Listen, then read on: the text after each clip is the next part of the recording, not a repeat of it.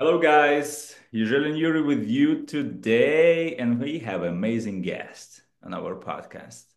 You can even imagine when I asked this guy, "Can you share your story a little bit and your transformational path?" And he said yes. I was so happy because I know that when you meet somebody whose story, life story is the example because a person take actions and make decisions that it shapes their life, and many times of their life they have many challenges.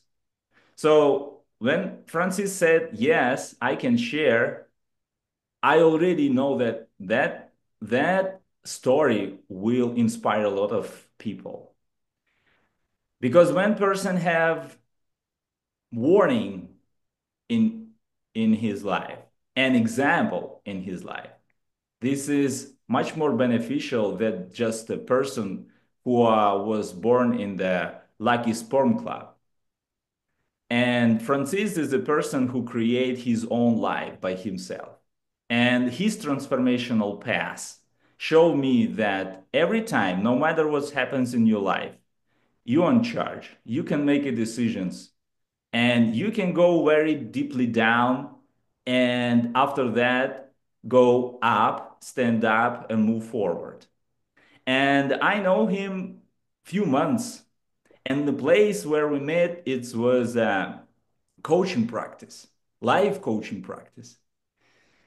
And to see how Francis shaping his life right now, how he's helping other people, what his pure tension, what his mission, I can say. I don't know. We will ask him, but it's inspired me. And I feel that if you will dive in today and you will ask yourself the same question that I will ask Francis, you will have a lot of answers and you will find your path.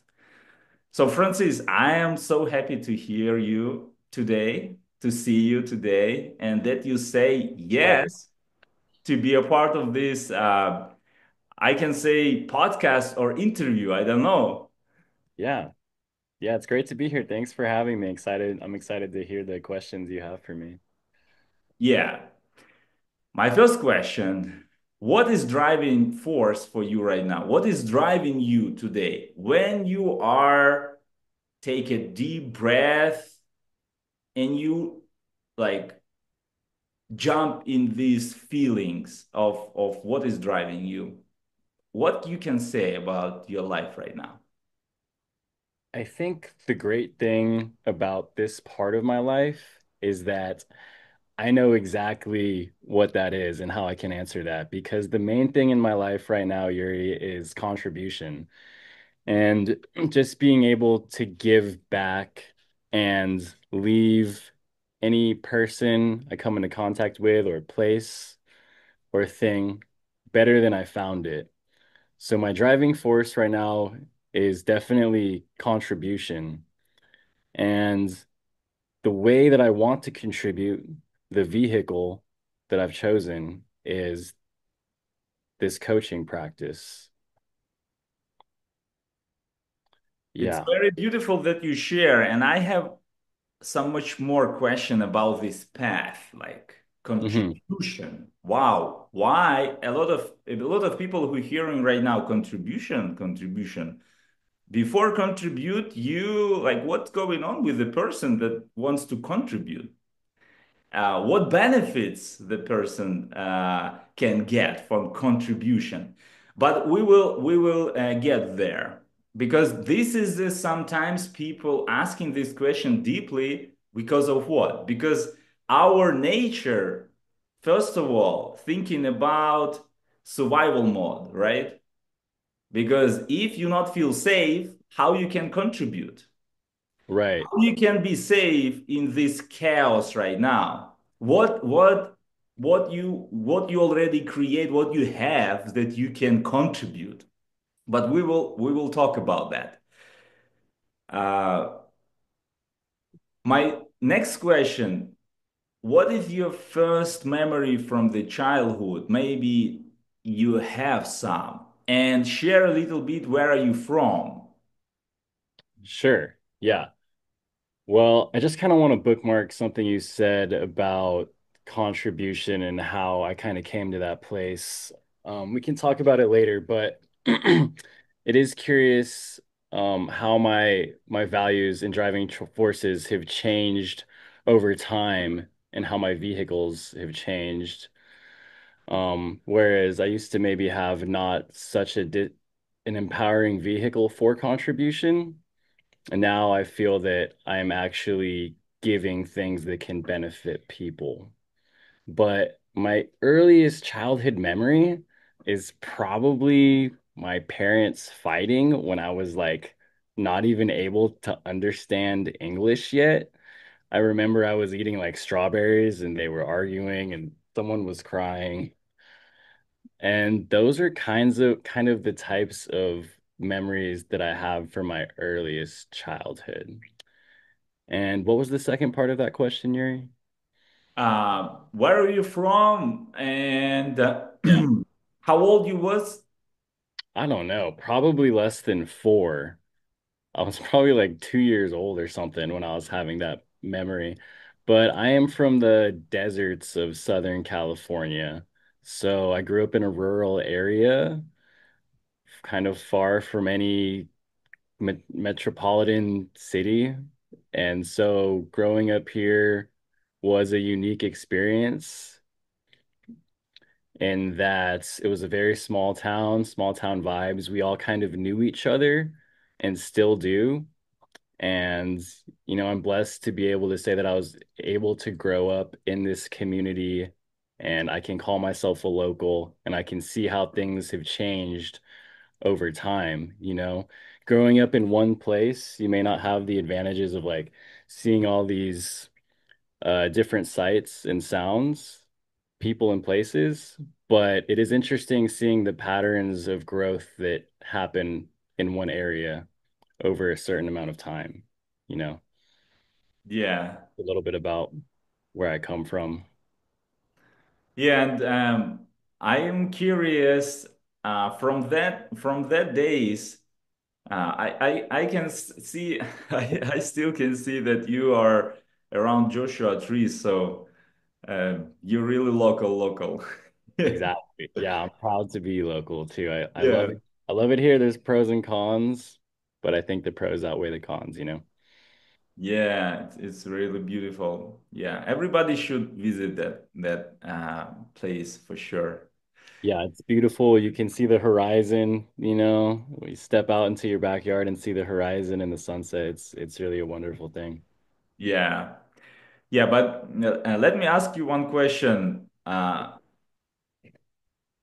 If we're talking about your emotional state in that days, uh, what you were focused more about what was present in the house, like in the home and environment, or what was missing? What was your like first emotional response? Yeah, so it's interesting in the coaching program, we're kind of learning about triads, the triad of physiology, focus, and language. And definitely in my past when I was growing up, the focus part of the triad was on what was missing, what I didn't have, maybe on the future instead of the present. So it is interesting going through the program and being able to look back at how the things I was focusing on were creating a certain experience. And in addition to me focusing on the things that I didn't have and focusing on maybe not the present moment, I was also focusing on how I could receive more than I could give. And I think if I was contributing, part of that was to gain some sort of significance in life. But Where, yeah, and it's very beautiful that you already explained how you understand it. like your path already right now. But let me ask you about your thoughts, maybe shape of your emotions in that time. Most of the days, do you remember what you just think about, dream about, you just seeking to get it? Well, I think I may have partly been in that kind of crazy eight anger and sadness kind of thing. And instead of elevating up with some kind of change in my triad, I was kind of elevating down with, numbing myself and distracting myself from things. I don't think I was totally owning my circumstances and taking full responsibility for my emotional home. I think I was still partly in a kind of victim mindset and blaming others for my emotions. And from that place, I wasn't actually able to actively change anything. So I think my emotional home was one of, yeah, seeking certainty in some kind of way. And I think the way that I wanted to get certainty was through significance somehow. Does that answer your question a little bit? Yeah, of course, of course. It's um, it's a great answer that you are try to fulfill something that missing. Yeah. Do you remember some specific actions that you did in that in that point? Like Yeah. because maybe if it's pretty good wire, if it was like lubricated and you know the way, usually if you learn it, you just continue like practice it. So do you remember something that you did all over again to get it? Yeah. I mean, some of the actions I were taking back then when I was a kid, like I definitely remember playing a lot of video games when I was growing up. And then once I got a little older, I started drinking, smoking, and that was in an attempt to get some kind of connection and significance, So there was some kind of positive intent there.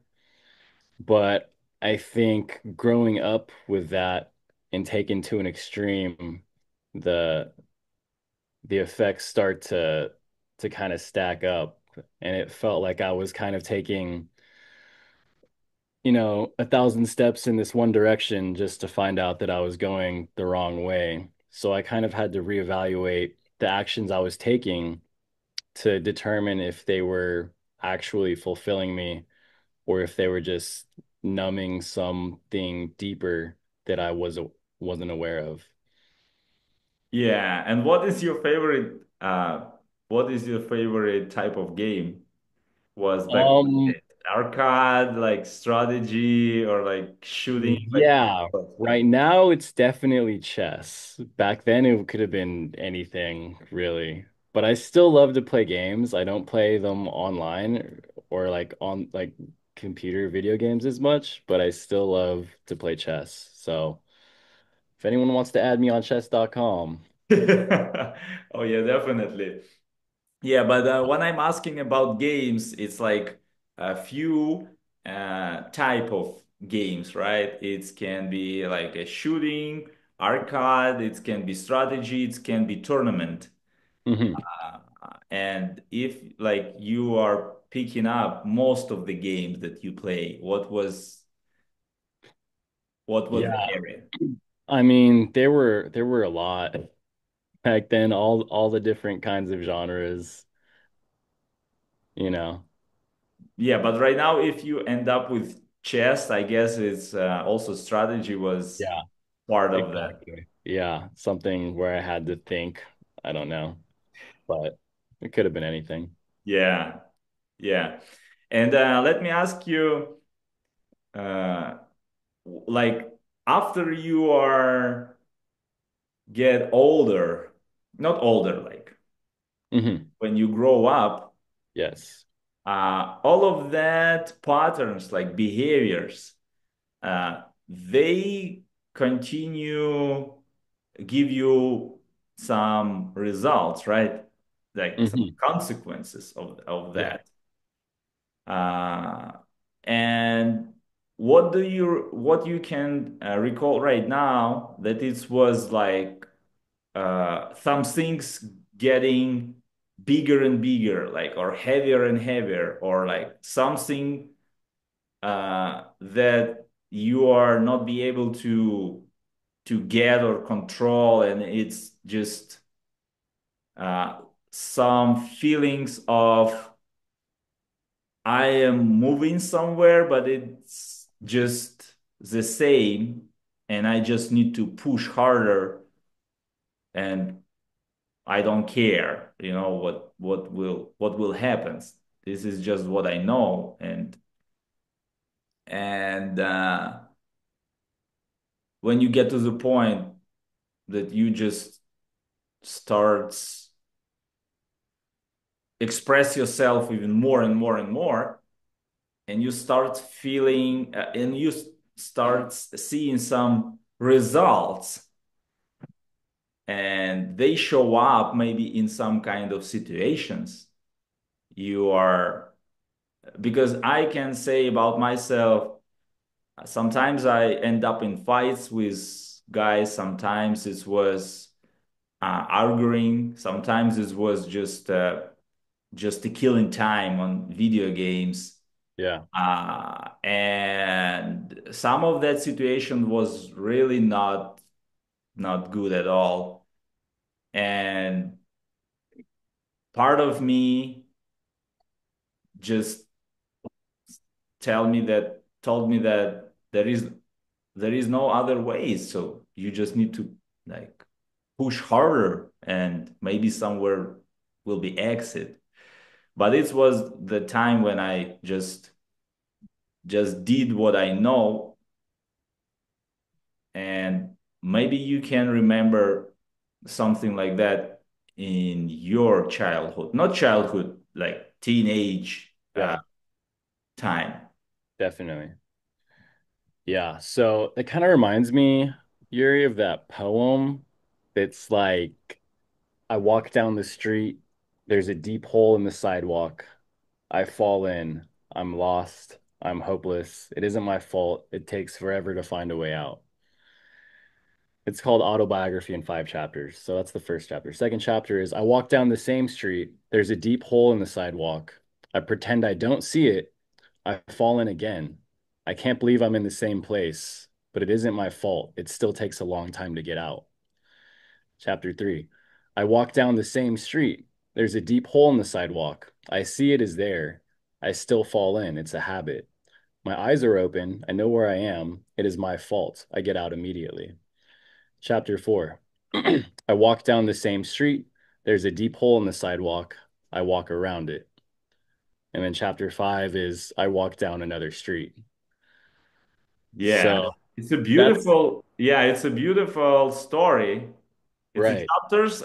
You write them, No, no, this is Portia Nelson, I believe, something like that. So but that's a can you? Yeah, let's share a little bit more of your story, shaped by that poetry, if Mhm. you feel so. Yeah. Do you So remember something like that? definitely I had to hit like a pain threshold, like a rock bottom kind of thing, because the way I was living, I don't think was sustainable. I think for its time, it was doing its job. It was meeting my needs, but I don't think it was sustainable or really fulfilling. And so after so much of that, of like drinking and partying and things like that, I started to realize, that I was in a hole. I at least realized I was in a hole. And it would, I wanted to get out. And it took me a while, and I'm still realizing that there is an option to walk down another street and just avoid the hole completely.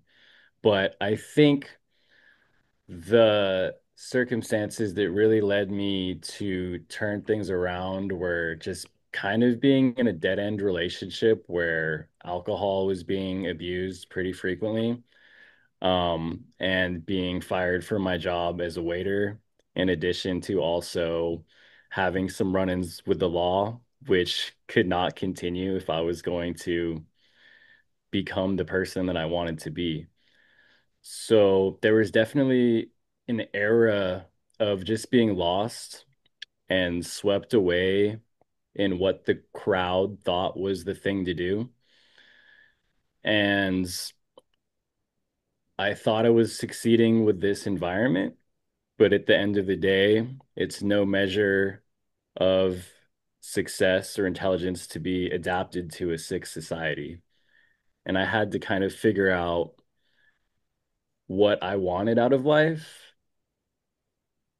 And after I did that, I had to kind of reverse engineer the process and say, okay, this is what I want out of life, and kind of work backwards from there onto how to design my day and to create a life that was worth living, basically. Yeah. Yeah, so it's pretty much a lot of different points that you mentioned. Let me ask you some about some specifics because this is most interesting thing. Yeah. Because most interesting thing that how you start and for what? Yeah. What was what was breaking point when you understand no more and how you get out of it? Right. So let me ask you, what was the biggest uh okay, not biggest. Let's start simple. Do you remember when you start smoking first time? It How it wasn't. happens, for what, Hmm. Right. and when you figure out that no more, and how you get out. And maybe Right. you can share like period of time, how long you were there, because I remember some of this in my life. And this is very beneficial because it's little things, but everybody go through it, and somebody somewhere, right? Right. So it's interesting and helpful to look at this through the lens of the six human needs. Because when I look at the way that I was drinking, like when I first started drinking, it was to like get significance, get connection, to change my state, get some variety in my life. And then once I got that, it was always there, So I had certainty that it was going to be there. So I had all these needs that drinking was meeting for me at a pretty high level. And because I was connecting with people, it even felt like growth in a way, you know? And Yeah. I was able to kind of break out of my shell and be a little more confident, perhaps. So I felt like I was even contributing like a better version of myself. So what You know? was for you in that days? Like what kind of feelings?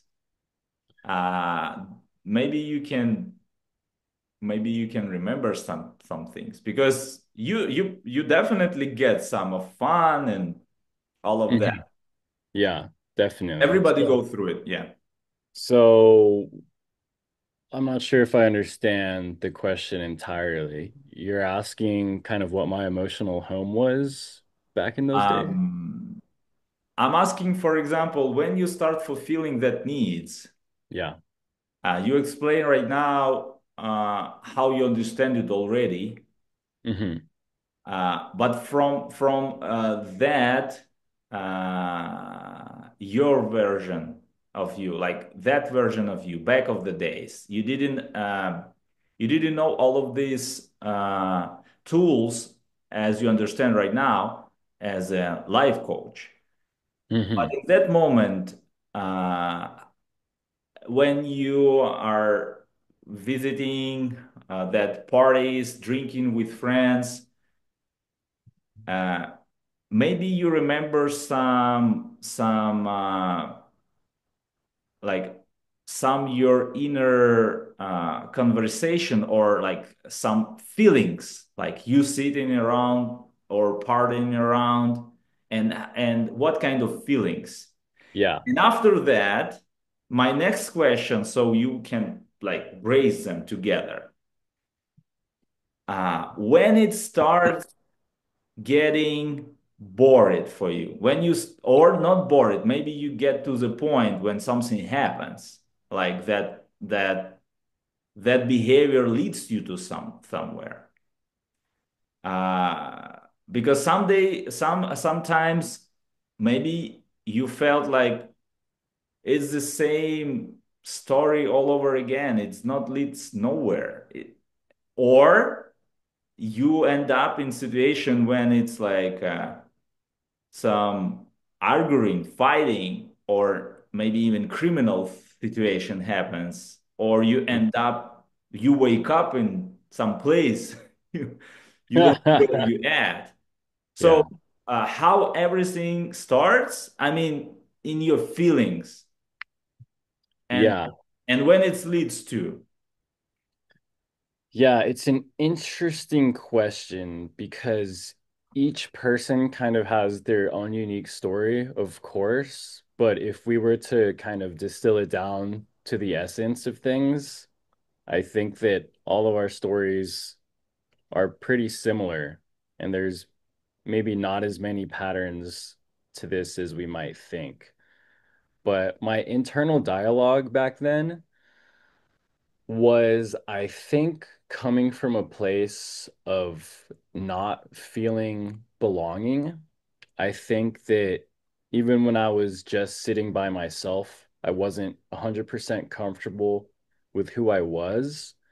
And so I was seeking external validation in order to feel these good feelings. And it was so easy to just, call a friend then and go hang out and drink or whatever. So the internal dialogue, definitely the rules I had in place to feel these good emotions, I don't think there was like an internal locus of control, or I don't think that I was capable of generating these good feelings from within. I was always looking for, in the branches what you can only find in the roots. I was trying to find these external circumstances that were going to provide me this internal feeling. So it was a little bit backwards back then, my internal dialogue, but I didn't know any better. And I acknowledge I was doing the best I could with what I knew. And also that, you know, good judgment comes from experience, and sometimes experience comes from bad decisions. So it was as important of a time in my life as it was kind of detrimental to me at the same time. But it was kind of this formational ground for me. I think the internal dialogue was definitely doing a lot of seeking external circumstances in order to create an internal feeling. If that answers, does that answer the question So about internal yeah, dialogue? yeah, uh, it's very deep, um, very deep sharing. I appreciate for that. Yeah. And And I think it's kind of how we're conditioned. It, if you let me to ask a little bit more, what because in your thoughts you not just had the thoughts about yourself, like you said, I'm not belonging. yeah. It was not just the first day, like right when you start hanging out, smoking, drinking. It was a lot of fun, and Mhm. like you said in the beginning, it's fulfill some of your needs, and you feel like pretty cool. Yeah. After that, you start thinking, okay, like I guess it's something missing here. I'm not Yeah. belonging. But also, you have thoughts about other people, what you saw. around. And Yeah. most important, what I am curious, if you are not will be part of this uh, party or community, or if you will not hang out here drinking, smoking, uh, what you will get at the house, because you have also like a family, right? Hmm. And you also have a thoughts about, okay, if I will go back home, what will Yeah. be there? So it's like you share about your thoughts about yourself, like how you feel. Hmm. Maybe you remember what your thoughts was about environment and about your home, because it's you, it's environment, it's your home. And as a teenager back of the days, you was like feeling everything, right? Hmm.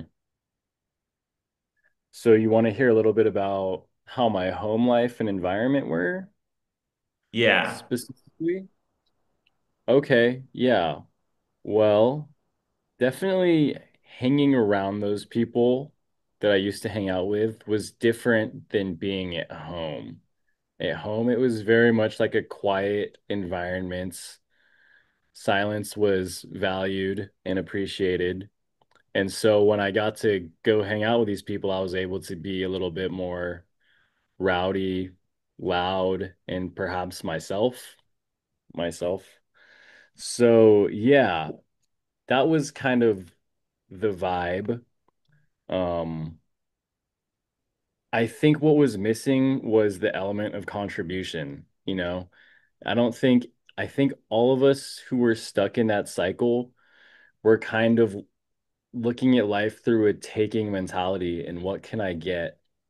And I think there's only so much of that that can happen before it starts to be detrimental or bad for you. If you take without giving, then I think you're kind of setting yourself up for some kind of failure because even in nature and biology, in every ecosystem, the organisms that thrive are those who can grow and contribute.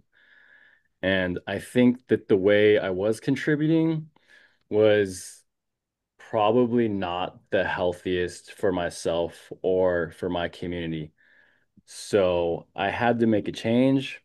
I was looking at other people's lives around me, and it seemed like we were all just headed nowhere fast. We were kind of stuck in the same position, falling into the same traps, and just not really progressing in life like how I thought we could. So I wanted to raise my standards in that regard. Um, I'm not too sure what to say about my environment and home, but yeah. So yeah, thank you for share these details. And uh, you express yourself pretty nice. I am understand that when you are seeking some fulfilling some of your needs in that environment, when you're drinking, smoking, having fun, uh, you get some fulfillment. And the most important for me to understand, like what happens in your home environment and what happens in that friend environment for you. And did you try to seek something more, or you run from something more? So you more run from home, or you more seeking something outside of the home? It was something missing in the house that you are just seeking, or something Yeah. happens in the house and you just want to run somewhere, and you end up, of course, in environment when like your friends, you having fun. Yeah, so it's definitely a combination of both. I don't think I can say that I was running from something more than I was seeking something. It was definitely equal parts of both. I mean, when I told you that I was mostly focused on what was missing in the house, I think what was missing was the connection and love aspect. And so that was easier for me to find in a friend group. So I think it was equal parts trying to get out of this house that I didn't see as functioning properly and trying to find a community where I thought people were functioning a little bit better. And at that time in my life, the community that I found myself in, like the role models that I did have, were part of this community that was just always partying. And that was kind of my priority at that time in my life. Yeah, and I know for sure that a lot of teenagers go through it. Hmm. Everybody have this part of the life that we are looking out from our parents' environment, like a close friends environment, and we just go to the world to look something and show up as somebody. Hmm. Yeah. And it's easy to get lost in the world, especially these days when we're the most advertised to culture and society. The TV or whatever says, oh, do this, buy this product, and you'll be happy. Like consume, and you'll be fulfilled. And that kind of effect isn't just, unnoticed. Like I feel that the youth does want to go out and consume and kind of focus on meeting their own needs before meeting others. And I would assert that the key component that's missing from an unfulfilled person is this element of contribution. And to find healthy vehicles to meet your needs is kind of the one of the keys, I would say. And that all starts with just awareness and figuring out who we are. So it may not be ideal, but it is how a lot of us learn, and if we're lucky. So I would say that pain plus reflection equals progress. And an unreflected life is not worth living, to quote Socrates or whoever said that. Yeah, I'm agree with you with that formula. And if we talk about like your pain spots, do you remember something specifically that shifts you?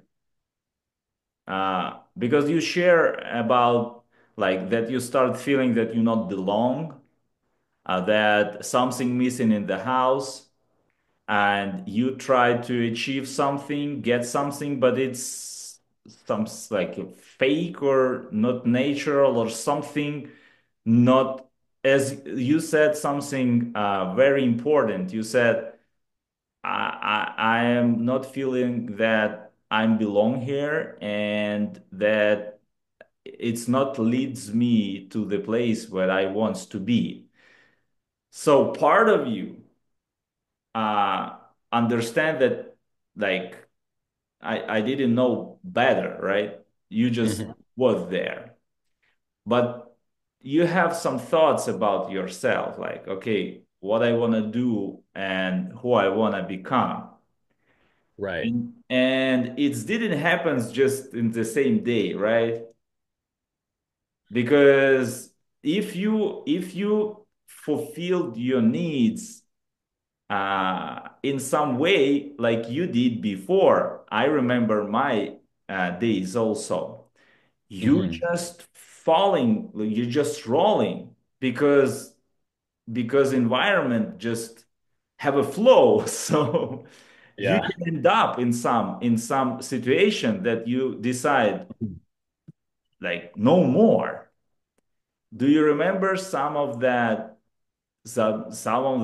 painful states, some painful spots that you are remind yourself like it's not it's not me, it happens not it's it's not my life, it happens with somebody else, maybe it's not what I wants to be, but you ended there like in that poetry, it's the Yeah. same Paul, Yeah.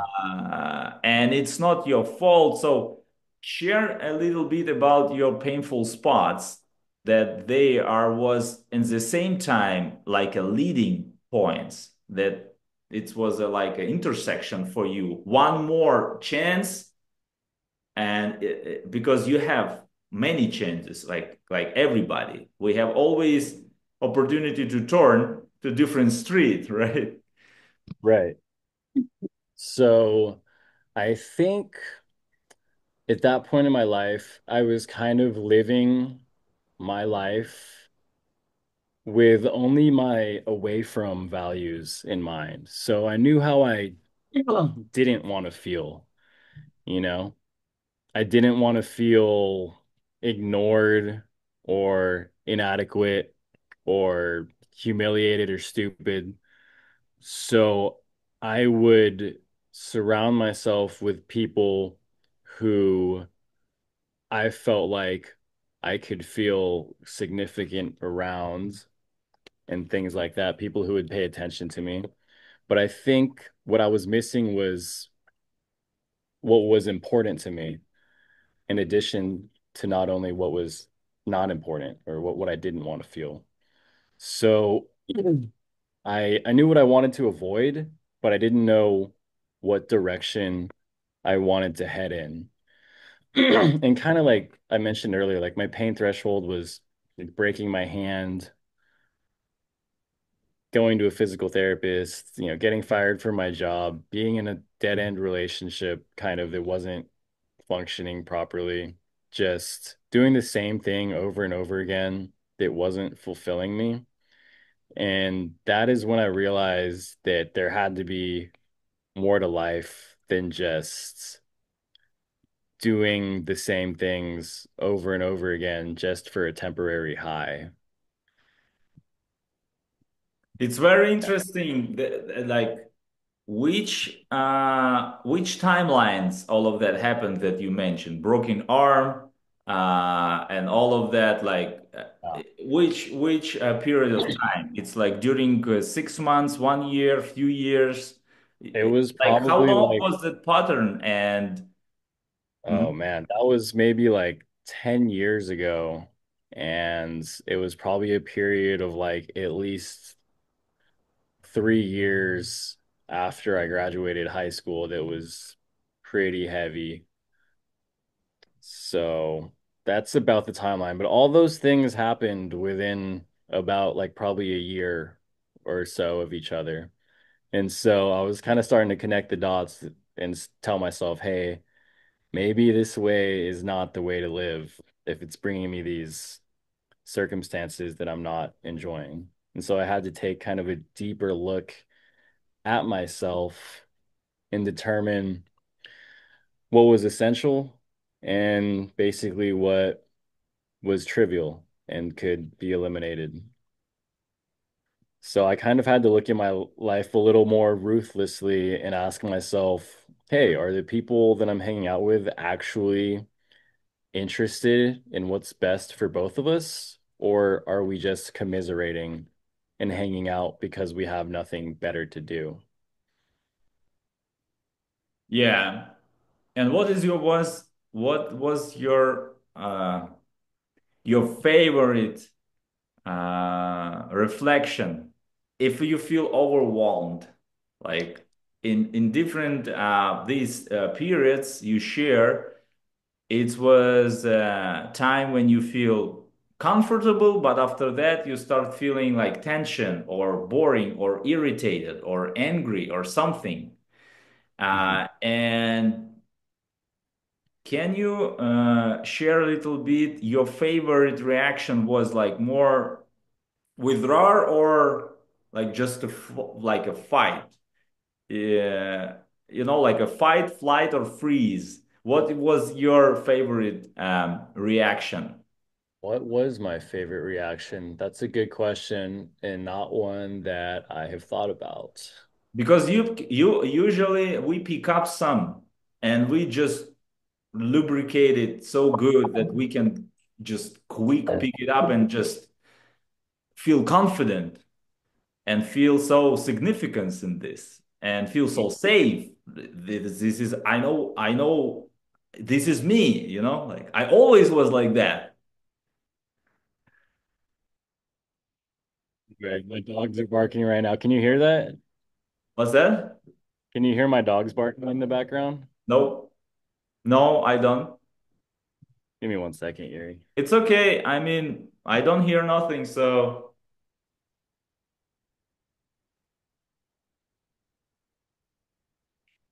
I'm sorry, I missed some of what you said because the dogs were barking so loudly. oh, but maybe your gadget doing pretty good job, Yeah. and like we don't hear any noises, just Okay, your perfect. voice. Perfect. Yeah, so my question was, what your favorite reaction? What was your favorite vehicle? If you feel something didn't match and you becomes like irritated or sad or something, and you end up more in fight, flight, or freeze mode. Like, what was your favorite one?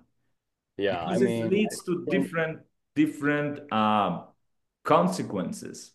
right. So I think that I was mostly concerned with significance and certainty, perhaps, because I think I would mostly go into a fight kind of response, and that anger would kind of be sometimes my first response in some situations, but then other situations, I had like a learned helplessness, just go to sadness kind of thing. And I think that's because of just not being aware of the rules that I was playing by. And that vehicle leads to which consequences? Uh, because right now you can see that all of that preventable, and you have so much different tools as a life coach right now. You can like rewire, you can control your state, you can reframe, you can use so many different tools.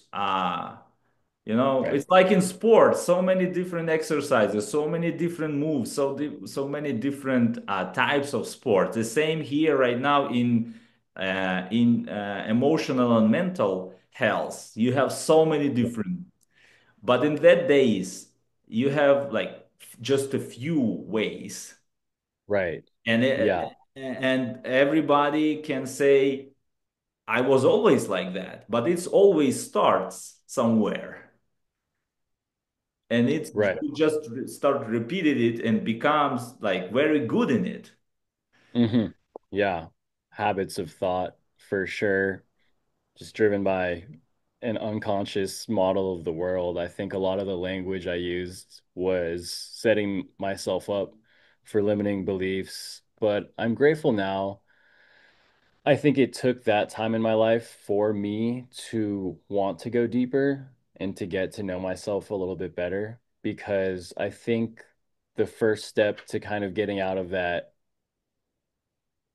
like hellish, like hell on earth kind of thing where you're unfulfilled and not progressing in the way that I would have liked.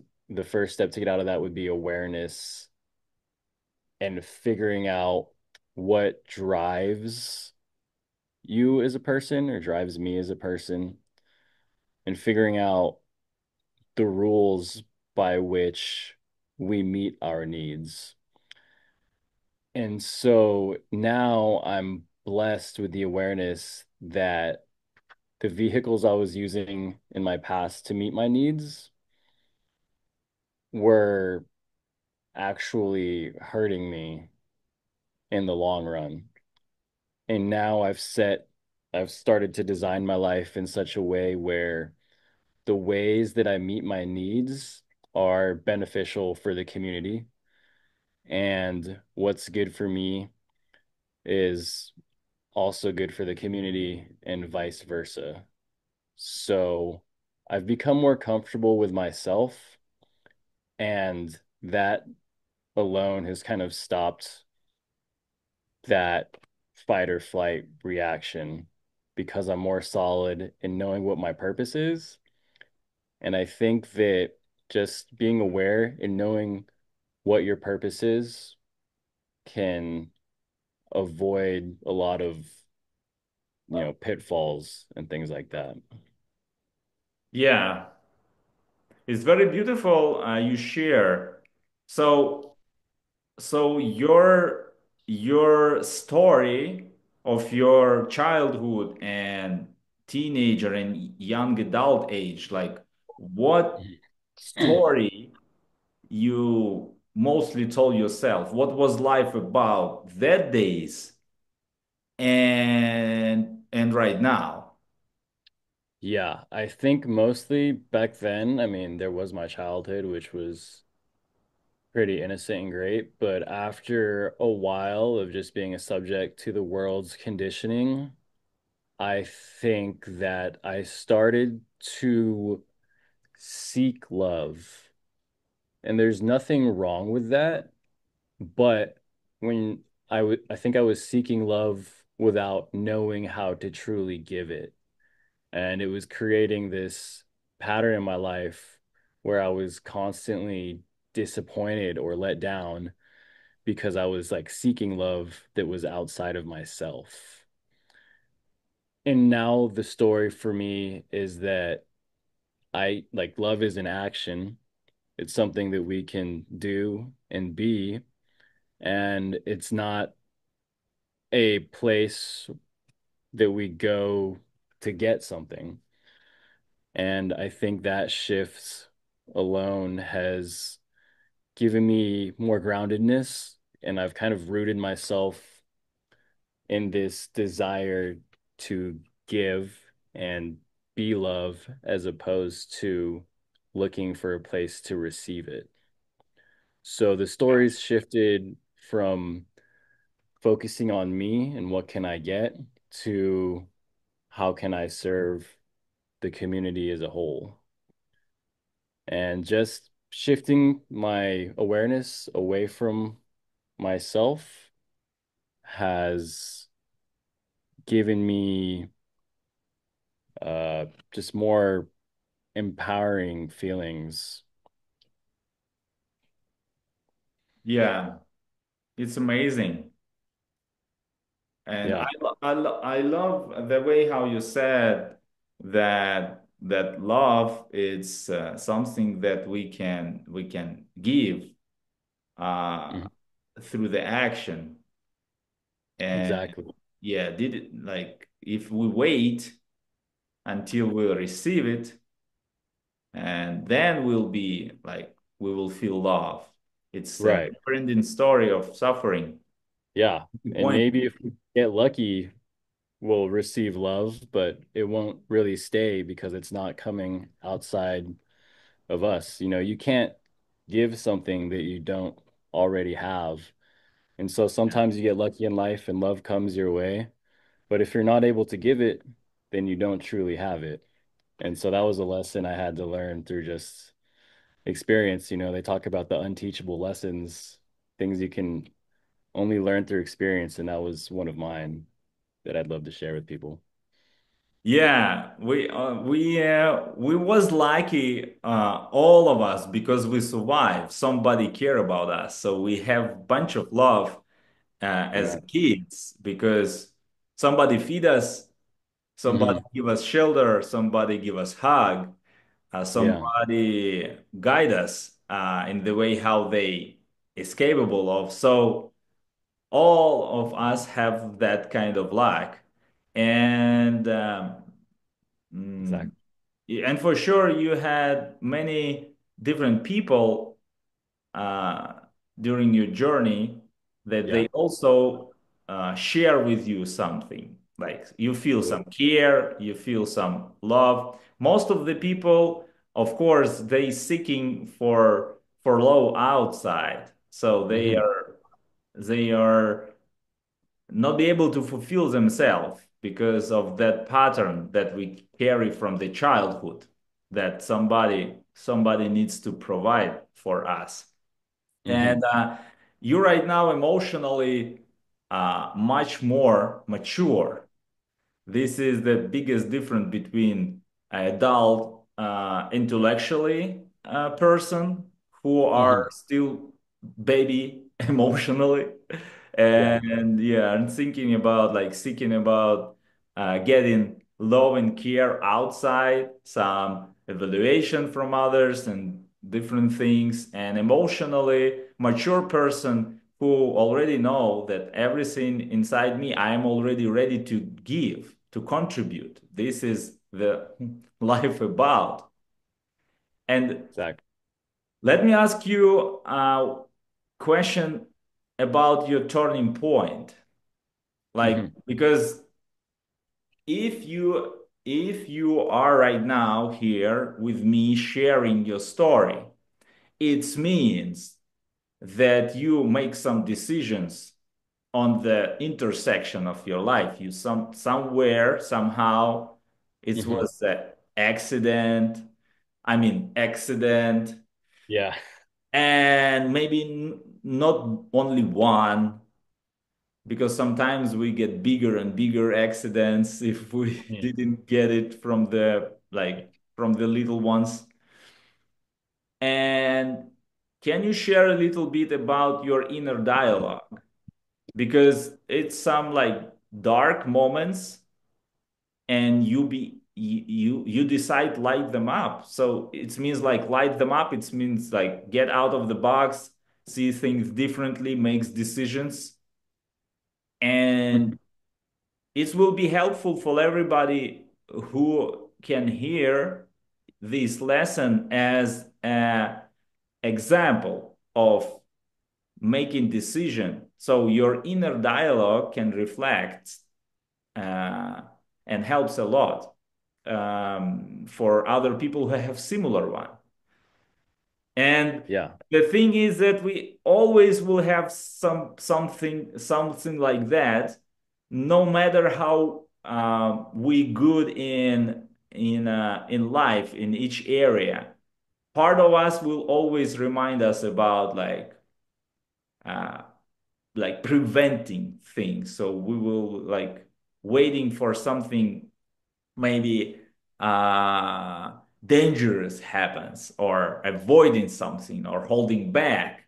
And this will be uh, always just work out with these muscles of lighting up, making decision, and changing your story in that moment and telling yourself empowering things. So I want to ask you in that moment, maybe it was like few you can share that Hmm.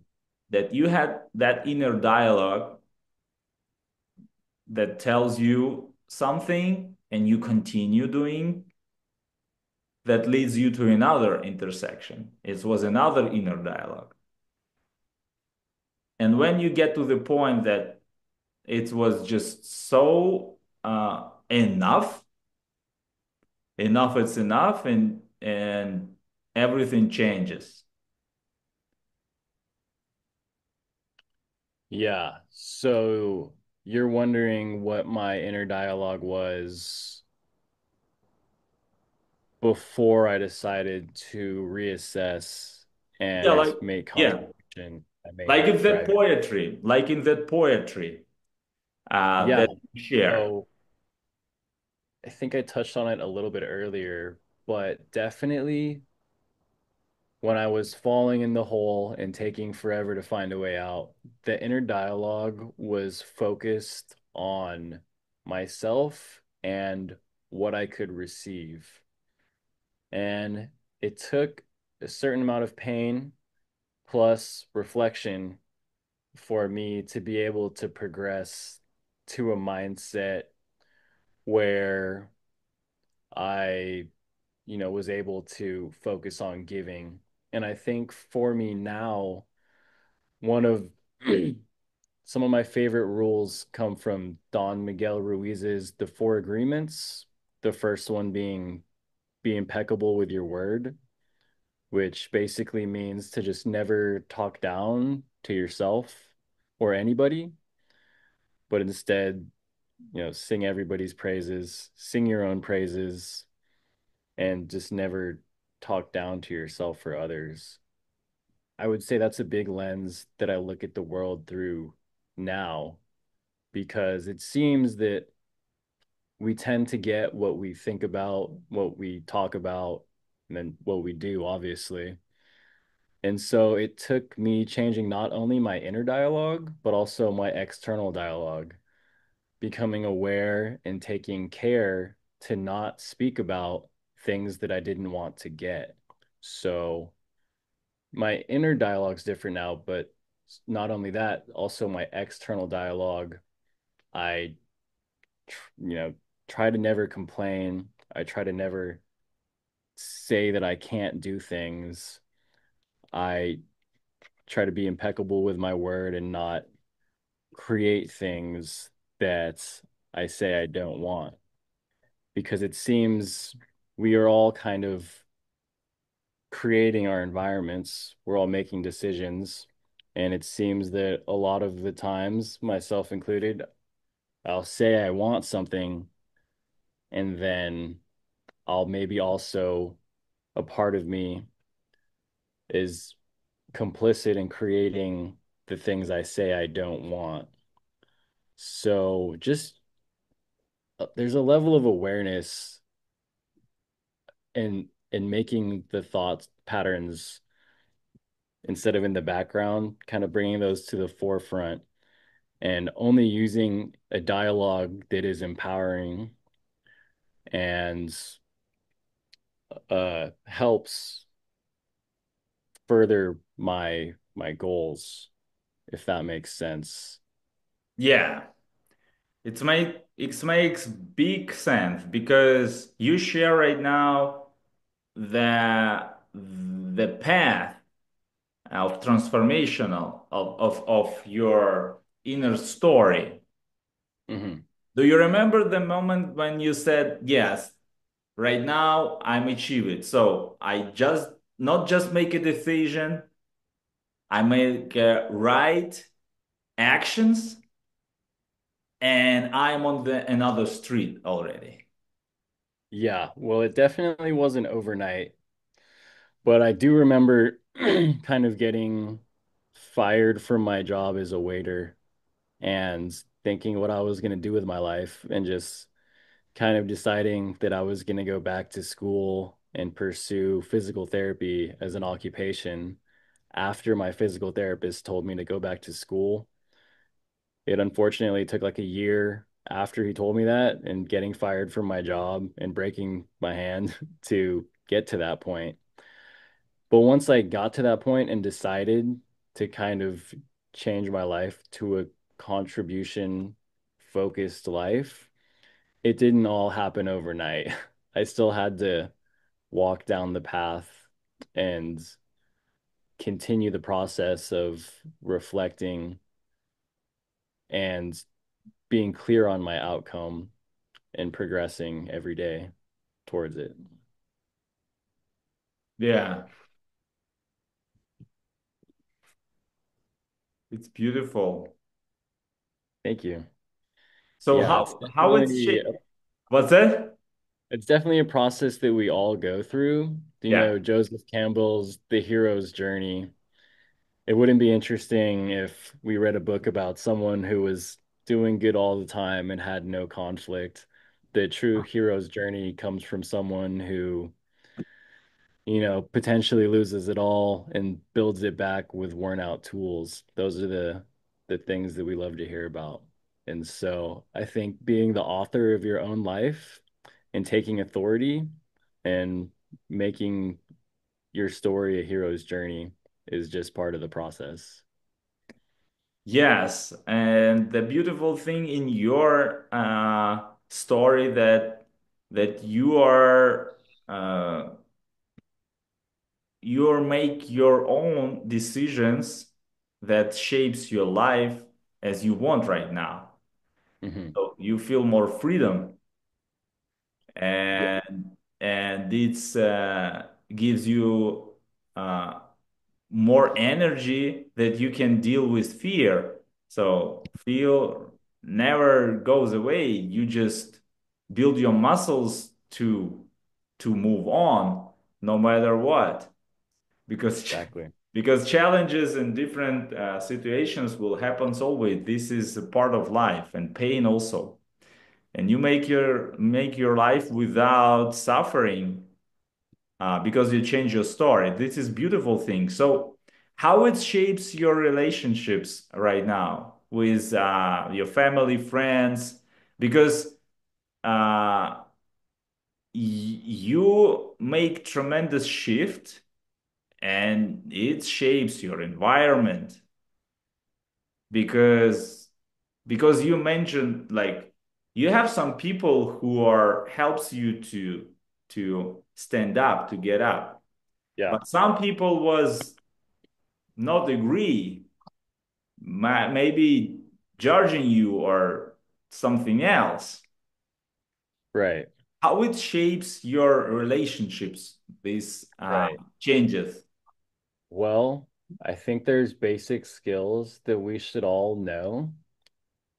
Unfortunately, we're not all taught them, but one of the skills I'm talking about is just boundaries. And I've had to learn how to put up boundaries, which sounds like a really basic thing, but we don't get what we want, we get what we tolerate. And so I've kind of just had to raise my standards around the people that I allow into my life. And I've had to learn how to love people from a distance because not everyone that I love or not everyone that loves me wants the best out of life.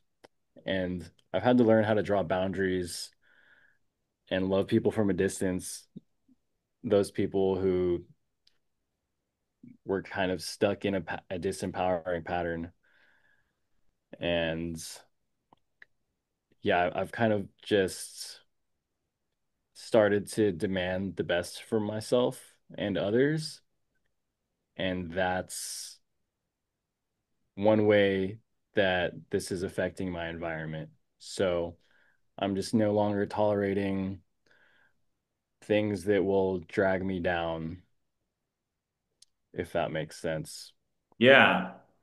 Yeah, it makes sense, of course, because we can use different tools. Boundary is one of them to like just make sure that everything that we believes of and everything would make sense for us and it's our life uh, needs to be protected, if I can say, right? And when you said that you raise your standards, it means that a lot of people was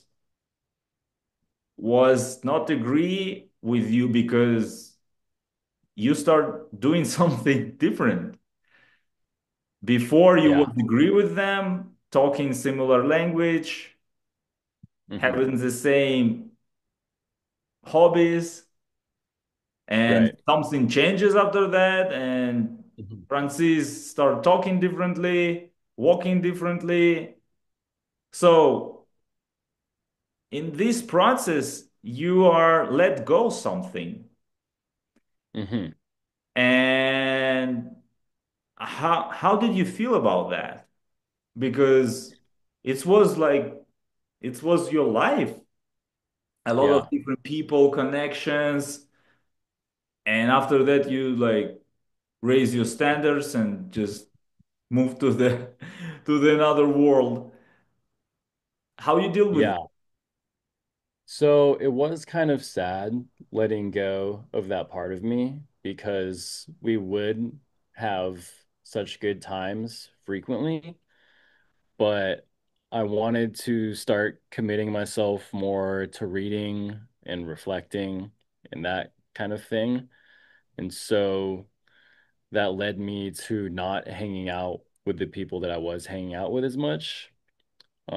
They say the first step in learning is to forget your limitations, you know?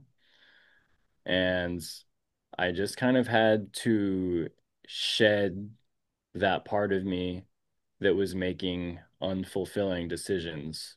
And it's a process, but it goes back to kind of drawing those boundaries and deciding what energy I want to embody and then protecting that energy so that I can, kind of call it forth into reality. Yeah. Yeah, it's amazing. So right now, I know that you just in the beginning of your journey, but you already make so much difference in your life. Uh, and everything starts inside. After that, you Mhm. can develop a lot of outside through That's true. contribution and growth. Yeah. So, what is your biggest, as you can say right now, when you look at your past, what was your biggest achievement, if or transformational in your life for right now, and in which area it is? Well, I think when I was going to high school, I almost failed out. I had to go to a continuation school and I kind of just like barely graduated high school. And after deciding that I wanted to contribute and deciding on my goal of going back to school, I started getting like almost straight A's. I became part of, you know, extracurricular activities and led communities and got scholarships, all because I decided on what I wanted and why I wanted it. And once I made those steps, started with the result and the purpose, then the step-by-step process and the how just fell into place. So I do feel like one of the greatest transformations I made in my life was that academic turnaround from almost failing out of high school to getting accepted to graduate programs. And Yeah. a lot of there's still a lot of worry and things along the way, but it's interesting how little any of that worry really helps. So it's best to just not worry and just do the work. And that starts with awareness, knowing what your work is and what you want your role to be in your story of life. Yeah, yeah, it's amazing shift. So right now, when you have some challenges, what you tell yourself? Because That, yeah, because it's a lot of like never-ending things, challenges. They just right. coming and coming. Yeah. So I think it's Marcus Aurelius who said, all adversity is an opportunity to practice virtue. And, there's those stories of how they grew trees in an environment where there was no wind. And because there was no wind, the trees collapsed under the weight of themselves. They didn't have any stress wood. And so there's still challenges. Like you said, they're inevitable, but it helps to reframe it into a way of looking at challenges where there is no failure. There's only feedback and opportunity for growth. When a challenge comes, I know there's no point in worrying per se. Sure, we can brainstorm and think about solutions, and it's natural to maybe sometimes have a feeling of panic or overwhelm, but it's important to remember that we always have a choice and a decision, and that we can choose to focus on the solution as opposed to focusing on the problem. And once we change our focus, everything else can shift as well. And deciding to spend our time focusing on the good, focusing on the solution, focusing on what we can do instead of what we can't do can lead to eliminating a lot of unnecessary worry because usually the challenge will come and we'll do whatever, we'll complete it. And in hindsight, I tend to find that there was no point in worrying. Things work out on their own time. We're exactly where we need to be, doing the things we need to do. And nature never hurries, yet everything is accomplished. So why should we worry and rush? Just focus on what we want, why we want it, and the rest will kind of fall into place if our intentions are aligned with who we are. Yeah, you share very beautiful and very wise thoughts. Thank you. How it's happens in your life, like last maybe year or something? What's, as you said, like drops on your life when you make all of that like shifts? It Mhm. don't mean that you don't have any challenges. It means like you have just different dialogue and everybody can learn how to do that. Mhm. Uh, so what happens in your life during that time right now? Well, I would say I've found an amazing community of artists and creators who are all seeking to contribute their own unique aura, like soul, their own unique creativity to the world. So I found a tribe of people who are also imperfect, and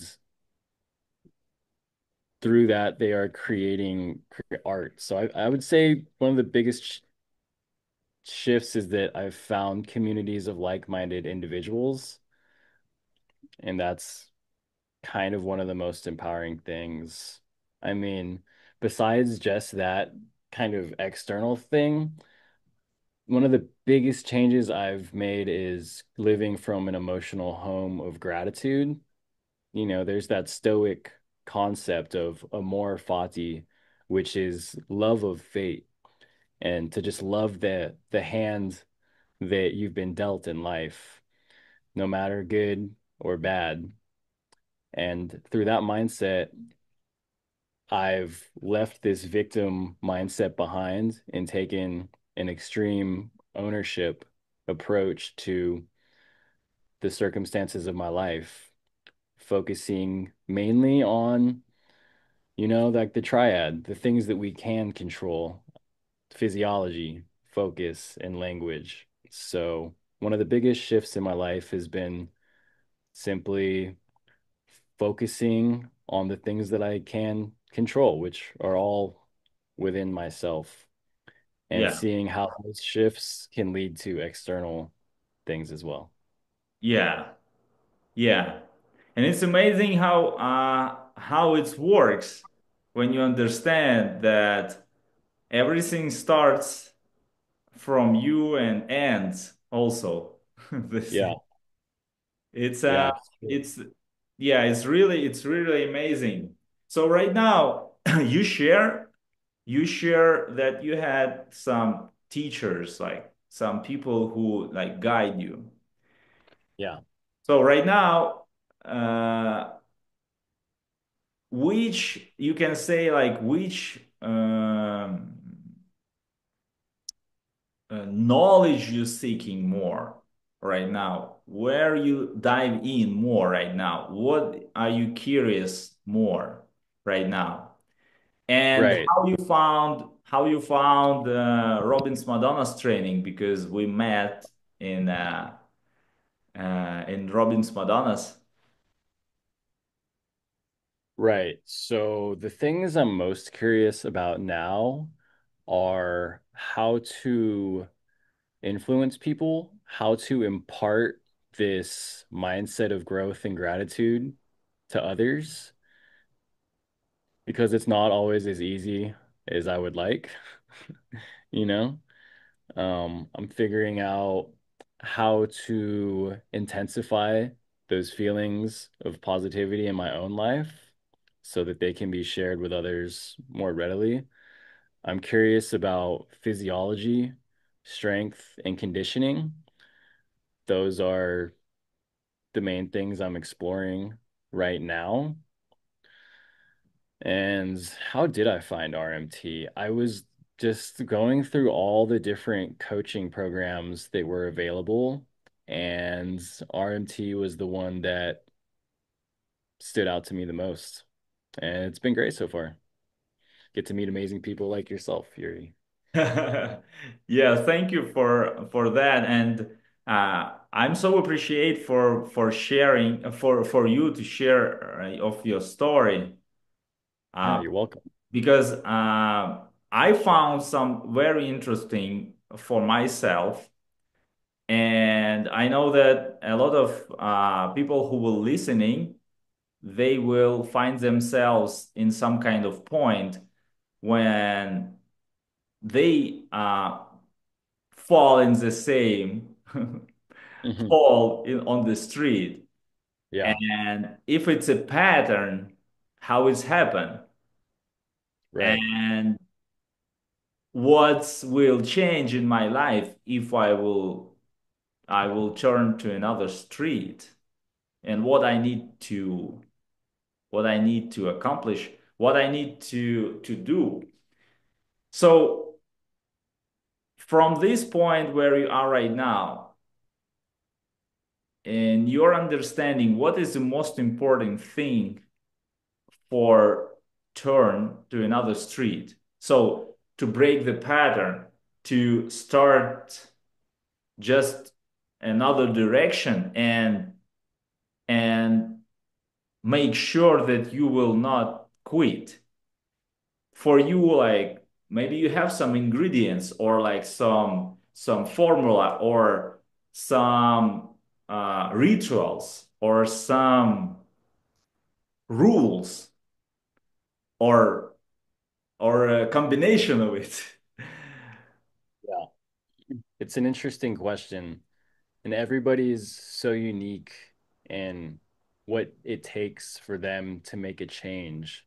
But I would say that for me, the first rule would be to know thyself and to know what success or happiness or fulfillment looks like to you, the individual. And How once you you do know what that? you want, Mhm. How you do that? well, I think it's a process of discovering values. And one way to do that would be to ask yourself or whoever in the past few months, what has been the most important thing to you? And then to know that there's a difference between the means versus the ends. So, for example, someone could say the most important thing to me has been my relationship. Well, that's a means to an end. So, what are you looking for out of the relationship? Is it, you know, stability or is it adventure? And so, in that kind of way, asking yourself, what's the most important thing to you, you know, over and over again, creating a list of what's important to you, and then figuring out the vehicles and the rules for what it takes for you to allow yourself to feel those feelings. For example, there's that story or that idea of like the billionaire who is so rich, he's fit, but he doesn't have an eight pack. He doesn't have the nicest house on his block or the nicest car or, the most beautiful wife or whatever. And he's always looking for what he doesn't have. And his rules for feeling success are so high. And then there's the janitor who wakes up and his rule for feeling amazing is, oh, he woke up on the right side of the bed and he's able to go and do his job and support his family. So he's feeling good. And it's interesting to me the rules that we create unconsciously to allow ourselves to feel good and bad.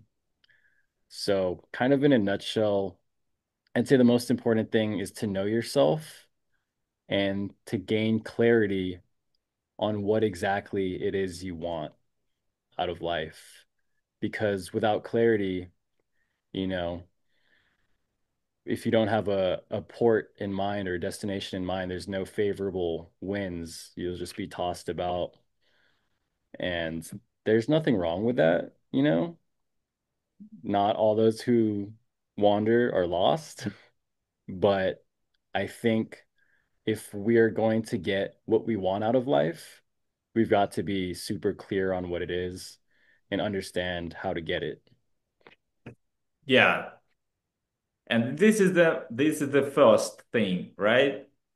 Do you have something else? Because thank you for sharing this tool that you use. It's a great coaching practice Right. for So, self-coaching, for like understanding yourself. So after yeah, you are like have this practice, because you share that it's a journey. So you just need of to course. do it regularly. Like ask Right. yourself Figure questions. out, figure out, yeah, ask yourself questions. Great questions demand great answers. Judge a man not by his questions, or not judge a man not by his answers, but by his questions. And I think after figuring out what values you have, what you want to move towards, and figuring out what away from values you have, what you want to move away from, it's important to gain more clarity on the result that you want to achieve and why it is that you want that result. And how you can do So that? How usually you do that? it would just come down to getting a piece of paper and a pencil and gaining clarity. Maybe one way is that you get a piece of paper, draw some columns, and on one column you write experience, grow, and then contribute, or whatever your top values are. Um, and then writing down what it is you want to experience in life, how you want to grow, and how you want to contribute. And just doing like a free flowing writing exercise for maybe like 5 to 10 minutes, just to gain some clarity on what exactly it is you want out of life. You know, if And that's kind of how hard, just ask yourself, what things have I loved doing in the past, or what lights me up inside? Figure out things you want to double down from and things you want to move away from, and try to create more of the things that are fulfilling in your life and move away from the less fulfilling things. yeah. It's a very beautiful spending time with yourself to know yourself better and get comfortable with yourself on Mhm. your own. It- Exactly. Yeah, it's a beautiful thing. And if we do have time to get to know ourselves, then it's a blessing because so much of our time in this day and age is spent rushing from one thing to the next. We never truly figure out who we are without all of the conditioning and external stimulus. yeah. Yeah, Do you to have be some? able to reflect is a blessing. Yeah, yeah, it's amazing experience. Do you have some specific rituals to get you in the better state, like maybe breathing or music, or what you usually do for preparing yourself uh, to Right. hear yourself? Yeah. So it's different for everybody, of course, but in a perfect world, I'm waking up before the sunrise. I'm journaling, taking a cold shower, getting some movement, exercise in, reading and meditating. And that's not how it's going to look for everybody. There's many paths to the top of the mountain, which is why it's so important to gain clarity on what exactly you want. But I believe that, genius leaves behind clues. And I don't think it's any coincidence that so many of the great thinkers of our time happen to journal or be in Yeah. nature a lot or Yeah. meditate or read. And so I think if there's something that we really want in life, one of the best things we can do is find someone who's already achieved that thing and model their process. So for me, it's a lot of reading, writing, meditating, getting into nature, that kind of thing. For someone else, it might be, you know, painting or playing music or whatever lights them up. But I Yeah. think it is important to find what creates passion in your life or what drives passion and figure out a way to do more of that. Yeah. Yeah. With easier said than done sometimes, but at least having some idea of what direction you want to head in is better than having no direction. Yeah. Yeah. It's very important, I guess, also uh, to do all of this that you mentioned and pick up something that really will fit you in this moment, in this period of time, in this stage of life. Because, Exactly. like, trying different things, even sometimes get back to the thing that you already tried before, it's also Yeah, good. it's true. Yeah, Because, the process always evolving. And I think as long as there's some element of reflection, I think reflection is important because otherwise we won't be able to learn from the pain that we've experienced, and it'll become a continuous cycle, perhaps, if it's not reflected on. yeah, yeah, it's true that you said, and it's really deep. So, like, just on the level of knowledge and intellectual, it's really don't give you any reflection. You don't really have a feedback from your own if you don't spend time with it, if you don't Mhm. feel it. And the Right. biggest lie, I guess, right now, people telling themselves, I was there, I tried that, Yeah. and it didn't work. Right. And and after we figure out what exactly happens, usually most of the people they just stick to intellectual, like in they are understand the topic, they knowledgeable, but Right. but like Tony Robbins teaches about three levels: intellectual, emotional, and when it becomes our identity. It's the past. It's the path how you share. It's not happens during one day or one night. And in the we almost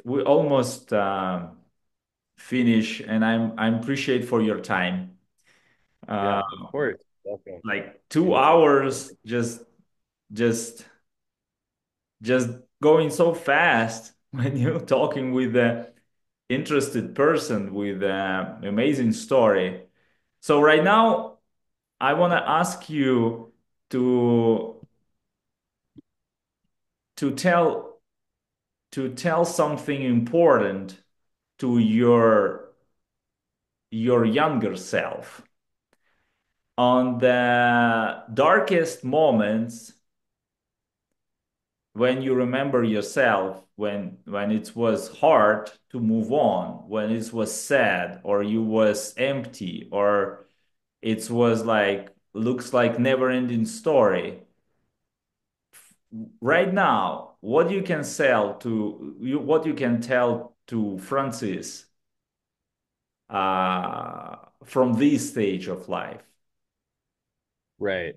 So I wouldn't say anything too unique. I would say cloak yourself in a cape of gratitude because, like you said, there's intellectual and there's emotional and identity. And we could work all day just reading things. If we don't feel it in our heart, there won't be significant or, apparent change.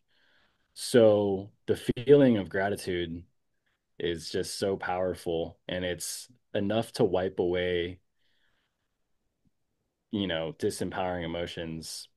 Not to say that we shouldn't feel sad or angry, but if it is within our choice, then why would we not choose to feel the way we want to?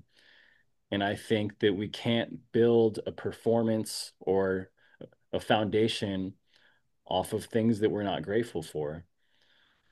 So simply being grateful and aware of the things we have to be grateful for, focusing on what we have and what we can do is Yeah. a blessing. So, in a nutshell, cloak yourself in a cape of gratitude, to quote Rumi, I think it was. And then also Viktor Frankl's quotes, the last of the great human freedoms is the ability to choose one's attitude in any set of circumstances. And, for a Holocaust survivor to say that is just incredible. Yeah. And it rings true. I think that a lot of the times the way we choose to feel is wired through unconscious patterns and habits. And so being able to take a breath or a strategic pause and decide and choose to feel gratitude or happiness is totally within the realm of possibilities. Yeah. And I assert that happiness is not the destination, or not just the destination, it is also the path. And as we walk along the path, it opens up, the journey of 1,000 miles. Yeah, it's brilliant. I love it. I love gratitude. Mm.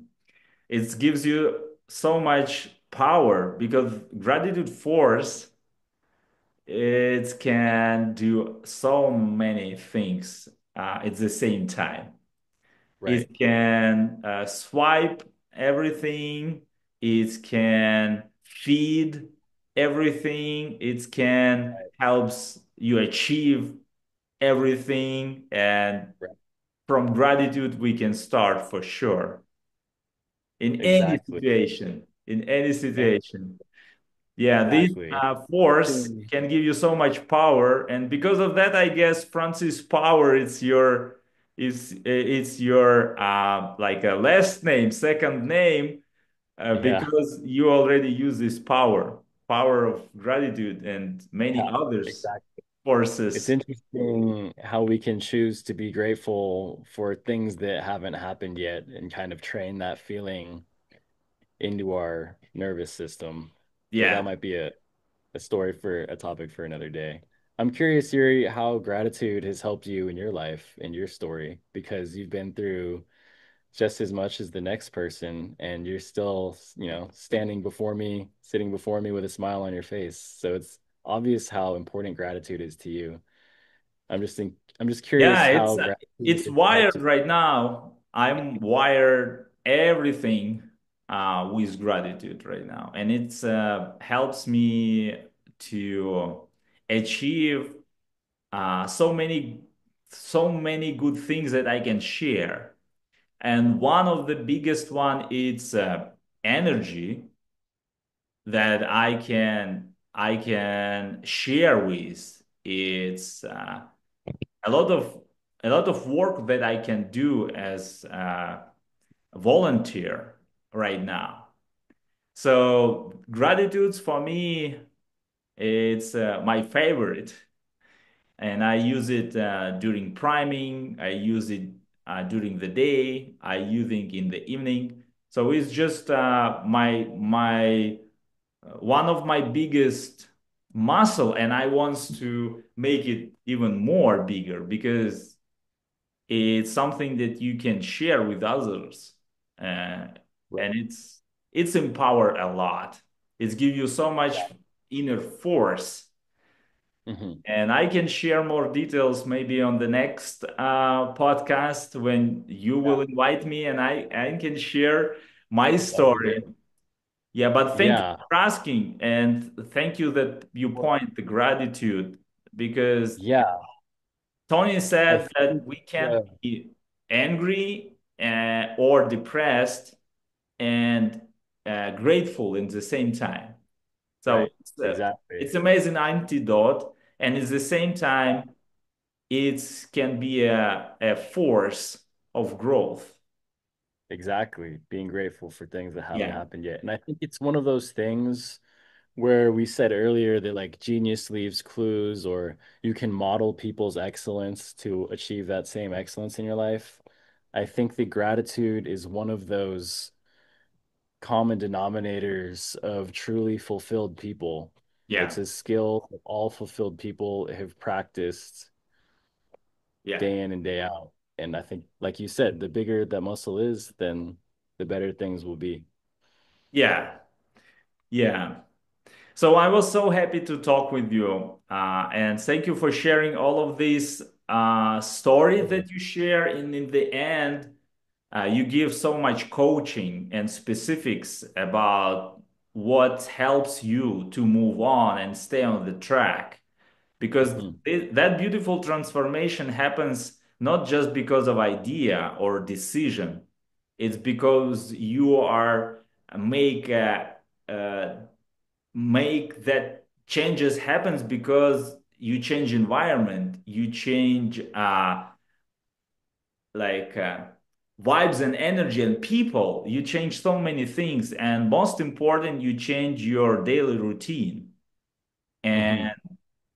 everything happens from your thoughts and from your stories. Mhm. So It's I want true. to just, yeah, I want to just encourage everybody to reach Francis in social media. I will share a contact, and I know that his story and his approach will help thousands of people around the globe who speak in English or other language. What kind of language do you speak also? Just English. Just English. Oh, okay. Maybe you can learn another one, but Yeah. in process, yeah. But maybe with technologies, we don't need to. Everything will be one language. Yeah. Yeah, But it's true. Francis, Yeah.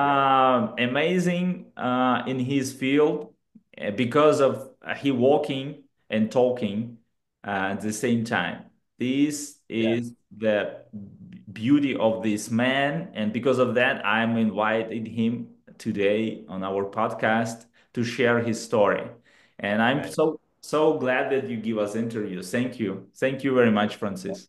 Thank you. And I just want to honor and acknowledge you for showing up the way you do with a big smile on your face every day and seeking to just make the world a better place through all of your actions. So it's Yes. great to be able to reconnect with you. And I had a lot of fun just being able to be with you here now and share this conversation with you. Yeah, very soon I will be in California, crewing in Tony Robbins' event, That's Unleash the right. Power Within. So Right. everybody, yeah, we can have some fun there. Yeah. That's right. Okay. Okay, Francis, thank you very much, and we will see each other on the next podcast. All right. Thank Bye. you. Take Thank you. care. Bye-bye, my friend. Bye.